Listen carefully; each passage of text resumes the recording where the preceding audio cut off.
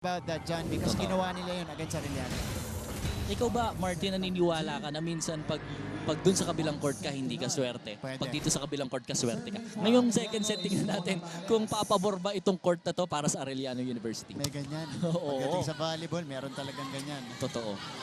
Tignan natin. We start off set number 2 here. Left-handed kill for Laika Tudlasan. Kinaliwa ni Tudlasan. Eh no, okay yung set, kaso medyo dikit. So ang tendency talaga, ayan no, hinaliwa. Partida, no, hinaliwa niya. Kinaliwa niya. Pero ang ganda pa rin ng Oo contact niya sa bola eh. Narinig natin eh. Very talented Laika Tudlasan, second-year player. Dolorito, down the line. Wow. Ibang klase yung power nito si Dolorito, Martin. Kita mo yun, ha? Firing a bullet. Napakabilis. Pag tumama sa blockers, tatalsik. Yeah. Pag lumusot sa mga blockers, I'm sure baon yung balo. Baon. Yeah. Tusok. 7 na puntos na para kay Dolorito. Paralehes combination for De Guzman. Better execution for the Lady Chiefs. Hindi man yung sobrang lakas na palo, pero alam mong, kasi sinasabi ng mga coaches, ang isang malakas na palo at isang drop ball, parehas lang naman isang puntos yan. Yeah. Oh, volleyball is all about mind games talaga. That's right. Minsan yung mas madeskarte pa nga ang nananalo. At mas, team na mas less ang error. Di ba? Yeah. Labanan din ng ano kasi ito eh. Kung sinong pinaka mas mababa ang errors, malamang mas advantage siya. Nakawalo ang Arellano nung set number 1 natin. That's probably the main thing na sinusubukan nilang i-address dito. So, totoo lang, ang laki na nung 8 points na Laki na. error. Biruin mo, usually, sinasabi lang ng coach, pag nakalima kayo, sobrang laki na yun. Yeah. What more, 8 pa. Ideally nga. Siyempre, hindi mo na may iwasan magkamali. Pero ideally, 3 errors. 3 errors, 2 4. errors. Oo. Yeah. Serving for Arellano is Faye Mangubat. This is Faye Mangubat. Again, middle blocker, starting middle blocker nitong Arellano. Today, at least. Doguna. Oh, Johan Doguna. Siya naman daw. Oo. Ito nakakatuwa sa LICU. May Dolorito ka na, may Doguna ka para. May tulang pa yan, ha? Ito. Na malupit din po, Mike. Ang daming options ng LPU, no? Yeah. And I felt like from the previous season, although effective si Dahab as a scorer, they needed height against the Lady Blazers na siyang pinunan nila ngayong season na to with Heart Bio. Yeah. Mas mataas yung mga middle blockers ng LPU ngayon. Yeah. Oh, Villa Flores is denied. One more time. Oh! Wow, 2 straight blocks. That's a kill block for LPU. On cue, Martin, pinag-uusapan natin yung mga middle blockers itong LPU. At sa pagkakataon na yun, makikita natin yan. Good timing. Yeah. Pero ang nakablock doon ay si Tulang. The smaller of the two. But again, sa bagay, Martin, ba't mo naman papadaanin nga naman sa mataas na quicker? Pero nagkataon magaling din bumlock. Ito si Tulang. So, ang hirap magganap ngayon ng spot kung saan papadaanin yung bola. and Joan Doguna. Another one for her. Moling Padillon coming in for the first time. Papalitan itong si Laika Tudlasan. So nagpapalitan na ng spiker si Coach Obet Javier. Galing ano yan, galing ano ang score natin. 3-2 lamang ang Arellano. 3 straight points na ang ginagawa ng LPU. Ito si Moming Padillon, one of the leading scorers ng Arellano last season. Ball is still up. Pau de Guzman. Popped up by Puzon. Ball in transition. It's a free ball for the Lady Chiefs. They go to De Guzman. Pau de Guzman. Ganda ng decision to nung setter natin. Ayun, makikita natin, sasabay yung quick. Ay, sumabay sila sa quick eh. So, ang tendency, wala ng blocker itong si De Guzman. That was a clean attempt. Tama ka. Para dito kay Pau de Guzman. So, pamatay sunog for Arellano after that 3-0 run by the Lady Pirates. Tulang will drive and she gets denied. It's a block point. Ito yung sinasabi kong tamang timing, magandang ano lang, magandang dikit lang ng mga blockers natin. Ayaw nilang tapatan itong mga spikers ng LPU, Martin. That's right. Ito si Coach Obet, nagbalasan na rin sa gitna. Ginamit na itong si Pekanya. After using Mangubat and Matawaran earlier, now it's Pekanya on the court for them. At may height din itong si Pekanya. Villa Flores. Sabi ng LPU not over daw, pero hindi pa pumito ang ating referee. Free ball. Villa Flores down the line. Saved. Toguna. Oh, single block by Pekanya. Ball is still in play. A chance for Arellano. Pekanya. Returned to center by Pio. What a great rally, Martin. But ang ganda ng palitan nila ng bola. Kaso minsan may mga decision making talaga na alam mo yon, dapat doon na lang sana eh. Di ba? Yeah. Mga simple mistakes na iko-commit ng mga players every game. Maraming chances doon ng Arellano na pumunto sana. Oh, a good serve by Tulang. Chance para sa LPU. Toguna. Nandun si Padillon. They go to Villa Flores. Check na siya ng blockers. Back row hit for Padillon. Easy up. Here comes Toguna again. Inangat ni Tagikla. Ooh! Soft touch. Too soft for Villa Flores. Medyo naubuso na doon si Villa Flores sa pagkakataon na yun. Napakahaba nung rally. Yung pinanggalingan pa nung rally na to, panay sa kanya yung bola. Yeah. So medyo talagang kinapos na itong si Villa Flores. Number 4. Ito, papalitan siya dito. Number 9. Maui Ni Magaling. Maui Magaling. Entering for the first time, Magaling did not play against Mapua. So, Coach Obet going deep into his bench. Running hit for Pekanya. Pio with a tip. Pio. Isa to sa mga pinakamadeskarte pagdating sa mga tip na yan. Art Pio sends us to our first technical timeout. After the break, we'll have a report from Miss Julia Ong.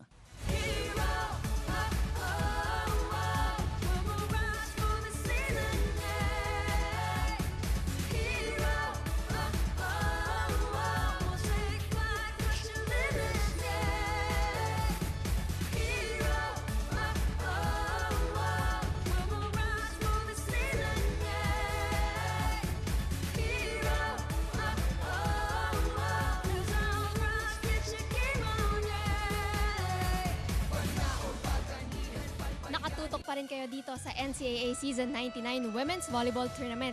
Dismayadong Coach Obet ang nagsalita sa Lady Chiefs bago ang set na ito. Ang hirap daw kasi sa kanila, tuluyan na nilang pinabayaan at hindi sila mananalo sa errors ng kalaban. Isa pa, huwag nilang itapon ang services nila.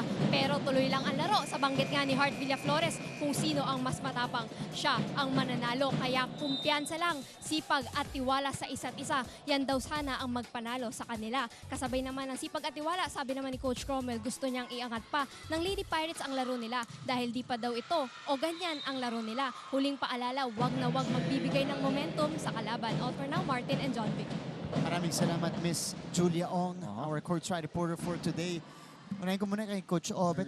Maintindihan mo talaga yung frustration niya. Kasi ang dami na niyang instructions kanina, pero hindi pa rin kumbaga together maglaro itong Arellano dito sa ating laban. For Coach Obet, tamo, ganda na ng performance sila sa set 1, pero alam niya, mas may ibubuga pa. Yes. Ganoon talaga Martin. Pag minsan may mga pagkakataong off talaga yung isang player, magkakahawa-hawa eh. So, ito yung iniiwasan natin sa ganitong klaseng tournament at alam natin na every game ay napaka-importante. Arellano again. I was able to converse with Coach Obet. Nakapanibago daw yung feeling na wala sila sa Final Four. Nakakahinayang din. So that's their mission this year. Again, to get back to the promised land. And they scored 2 straight of the technical timeout. Moming Padillon. Putting it down. Catching the line at the back. Takit, ano? Itol. Tabla tayo dito. 3-0 run. Pala, pagkatapos ng technical timeout natin, Heart Bio. Ganun lang, oh. Simple. How about that? Heart Bio. Sabi niya, ayun no, walang tao dun. Ang simpleng galaw, di ba? Pero sigurado. Again, halinhinan sila ni Hiro Osada na pumupuntos sa gitna for LPU. This game, it's return. Guzman from the back. Pulls on to Dolorito. Deflected. Ooh, 1-2 play. Good deception. Para dito kay Donna Paralejas. Ito yung isa sa mga play na nakakapagpanira nung defense ng kalaban. Yung biglang ita-drop ball nung setter. Kasi syempre, expected nila na pag dumating yung second ball sa setter, ise-set niya doon sa mga spiker. Pakiramdam ko, pati si Pekanya, yung gitna na pupuntahan niya, pati siya na-fake eh. Pati siya nagulat. Oh, nagulat din. De Guzman. Over to Magaling. Not over. Second or point goes to LPU. So yun yung mga lapses na gustong ipigil na nitong Arellano University because they've had so many in this match. At libreng puntos to para sa LPU. At yun sana yung mga chance nila na makakuha ng makabuild up ng momentum. Oo, ano? Tablo tayo kanina. Chansang lumamang para sa kanila yan. Malay natin, ito makapagpatabla ulit. Moment Padillon! Moment Padillon. Yep. In terms of efficiency, she was up there with the best last season in the NCAA. And dito natin makikita yung advantage ng may height at may kumbaga, may leaping ability. Paralejas. Nice serve. Nakaabang dun si Lopez. Dolorito will be activated again, catching the line at the back. Dolorito. Long ball na. Tina-target nito ni Jonah. Tsaka ang ganda ng mga options niya kung saan niya nilalagay yung bola. Minsan sa down the line, minsan sa court. Pero most of the time, yung gitna talaga. Yan yung halos walang dumidepensa dito sa side ng Arellano eh. Bukas, ano? Oo, bukas na bukas. Yan ang bihira mo makita. Service error on Venice Puzon. Also one of the best in the league. An excellent server. Last season, she was number 2 statistically. Ito si Moming Padillon. Better pass. Dolorito gets checked. Puzon. This time, Tulang is activated. Ball is still up. Lopez getting to it. What a dive. Dolorito. Nope. Paralejas was there. Pablo underhand. Set up for Magaling. Lulusot para kay Maui Magaling. MJ Magaling. 12-11. Arellano is in front sa second set. Ito na, dito na unti-unting tumataas ang momentum ng Arellano. Martin. Unti-unti. Nakukuha na nila yung consistency na gusto nila. Osada goes wide. Goes out. So a 2-point lead for the Lady Chiefs. Kasabay nung pag-arangkada ng Arellano, medyo nagkakaproblema itong LPU. Sila naman ngayon yung nagko-commit na maraming errors. Here's the pass. Tulang. Oh, gets denied. Paralejas. De Guzman. Bumalik ang bola. NLPU stops the bleeding. Hindi ko alam kung ba't nag-alangan si De Guzman dun sa set. Pero supposed to be yung mga ganong klaseng set. Paluin mo na ng todo yan. Nag-alalay siya eh. Yep. Good defense by LPU. Feeling ko kung di niya inalalayan yun, feeling ko tatalsik yung bola dun sa mga blockers ng LPU. 10 puntos para kay Jonah Dolorito. Paralejas. Back set for De Guzman. Soft touch will not work. Pero free ball ang mapupunta sa Lady Chiefs. Mangubat is able to score off the quick. Hey, Mangubat. Nung first set pa lang, ito na yung pinaka-iniintay ko sa Arellano Martin. Yung gamitin at i-activate nila yung mga quickers nila. Kasi ang tendency ng mga blockers sa LPU, ine-expect na nilang ibibigay dun sa mga wing spiker eh. So variation ang nakikita natin mula dito kay Donna Paralejas. Good pass. Here's Taguna, her turn. Magaling will try. Oh, she scores. MJ Magaling. Magaling able to connect on that cross-court hit. The adjustment. Bukang-buka yung set dun sa open side but magaling. Magaling mag-adjust. Magaling, ano? Diba? Si Magaling. Who's on? Oh, Osada Hiro Osada. flies in for the kill. Great receive, great timing para kay Osada. Etong si Hiromi Osada, not the tallest middle blocker, stands about 5'7", 5'8". Pero pagdating sa quick na yun, yung mga atake niya laging kargado. Guzman off the hand of Tuguna. Guzman will try again, this time going for the drop. Nandun si Tulang. Tuguna! Oh, Joan Doguna. Joan Duguna scores another point. Iba talaga to si Doguna at Dolorito. Pag may pagkakataon na kailangan nilang paluin yung bola, talagang pinapalo nila yung nang malakas yung bola, yeah. Martin. Yan natin Which is, ito naman yung nagkukulang para dito kay De Guzman. Yeah. Ang dami niyang pagkakataon na paluin yung bola. But parang alam mo yung nagpe-play safe siya, nag-aalalay siya. Yeah. Kaya na pa siya pumiplacing eh. Alright, 16-14. Let's go to our second technical timeout.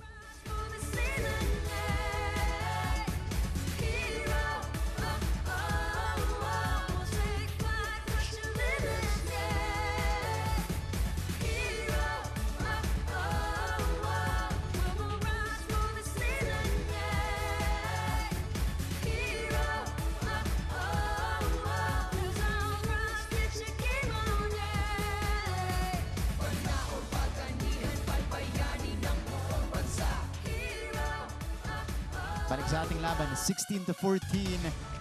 It is Arellano ahead by a couple of points. LPU trying to chip away here. So, syempre, gusto tong tablahin ng Arellano University. Let's see if they can do it and get the job done here in set 2. Pau de Guzman will be serving again. Kanina pumuntos para sa Lady Chiefs. Etong si Lorraine Pecaña, who stands 6'1". Oh, pinalik ni Magaling.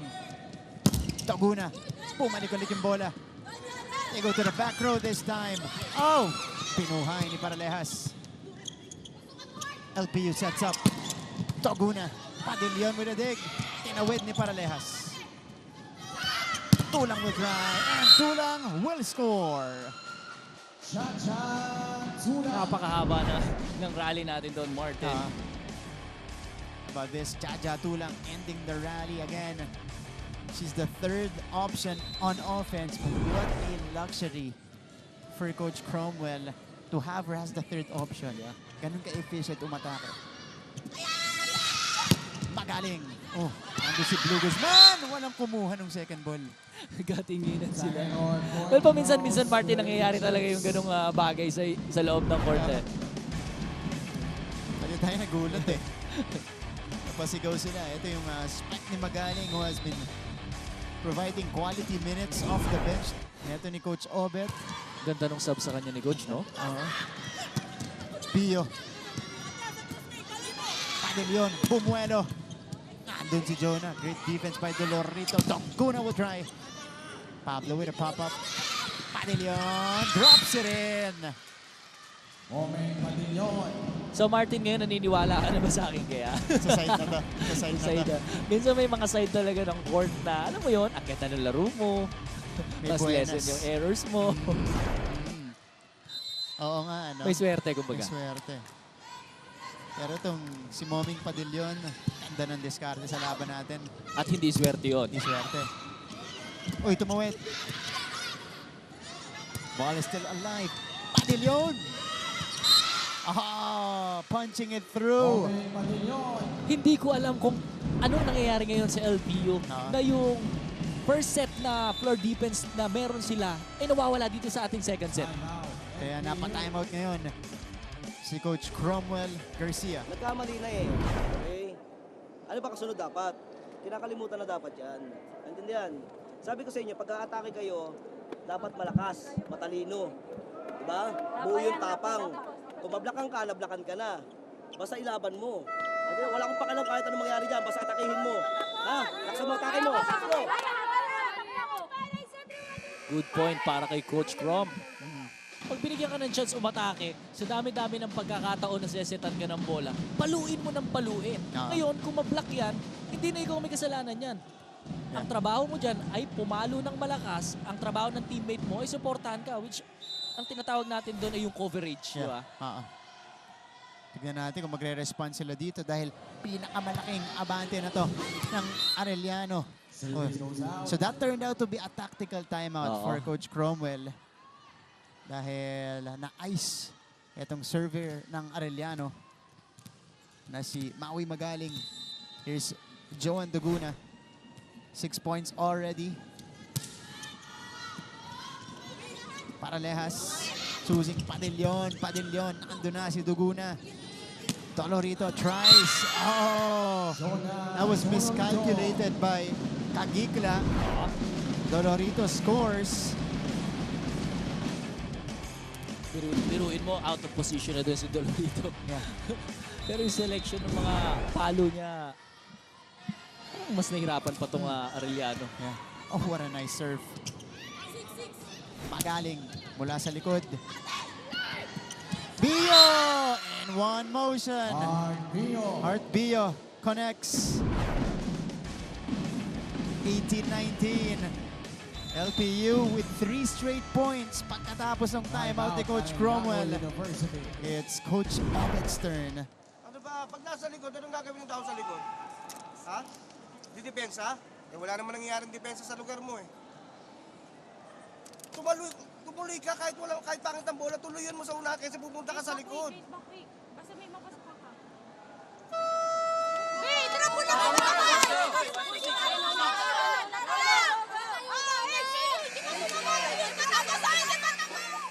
18-19. I think Coach Obet's referring to Pekanya. Pekanya. Alam mo, sa totoo lang, mas mawawala ng saysay yung pagiging quicker mo kung hindi. Ang trabaho kasi ng quicker is maging decoy ka. With or without receive. So, as much as possible, tumalong ka ng tumalong kahit anong mangyayari kasi may makukuha at may makukuha kang blocker eh. Dun, full commitment yung talon niya. At saka may mga chances naman na bibigyan ka bigla nung setter na kahit walang receive, di ba? Correct. That time, she was able to help out Padillon score this point. Yun yung initial jump, and Moming was left open on the other side. 20-18. Arellano getting the point back. Haram Ceballos is back in.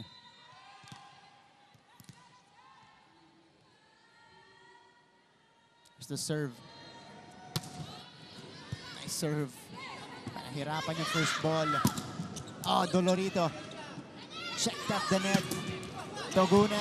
Oh, dive for Paralehas. Padillon. Nandun si Tulang sa likod. Quick tip for Heart Bio. Ayun yung second time na power tip galing dito kay Bio. Alam, sa totoo lang, nakakasira ng game yung ganun. Nakakasira ng system, ng blockings, ng floor defense yung ginagawa ng Bio.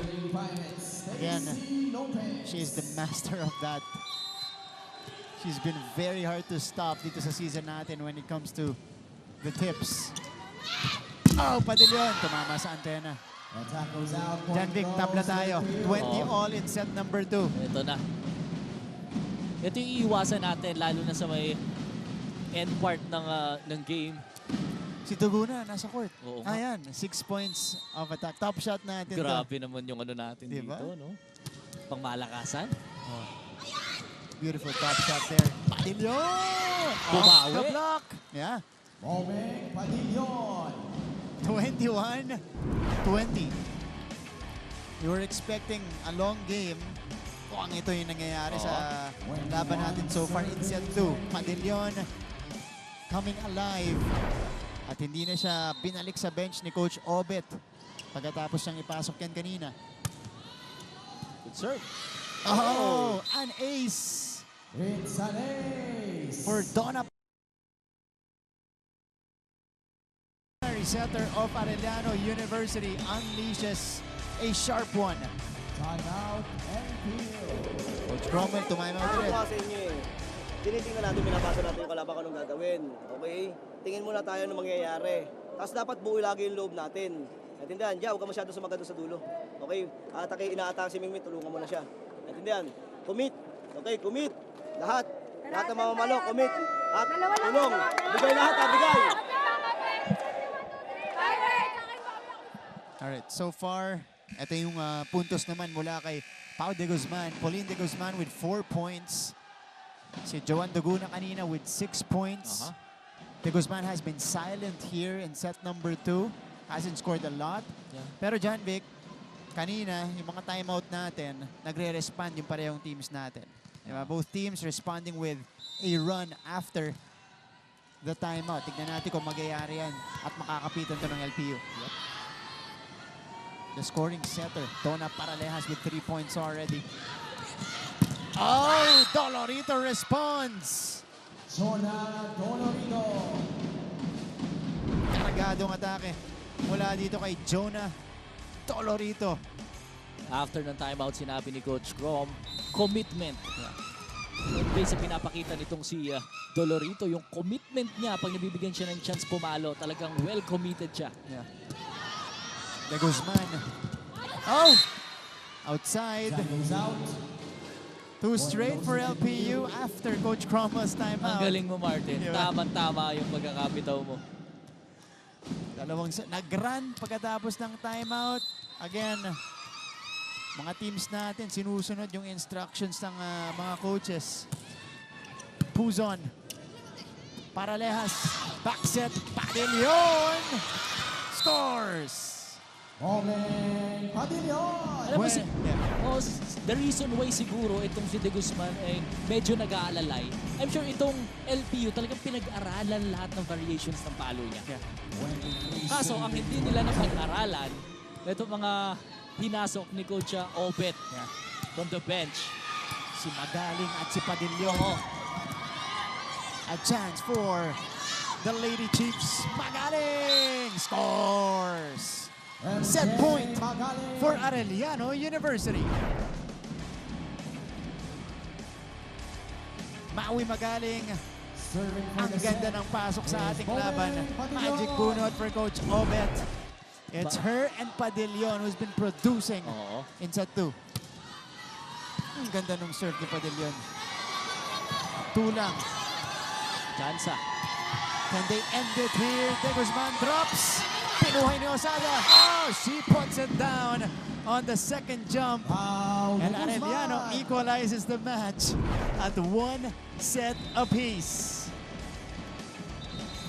Ito yung drop muna, That's John the Vic. end of set number Pero dun 2. sa regalo, pinanggigilan na ni De Arellano Guzman. wins 55. Buti na lang sa last point, siya na yung tumapos sa ating second set. All right, we'll head to set number 3 after this short break.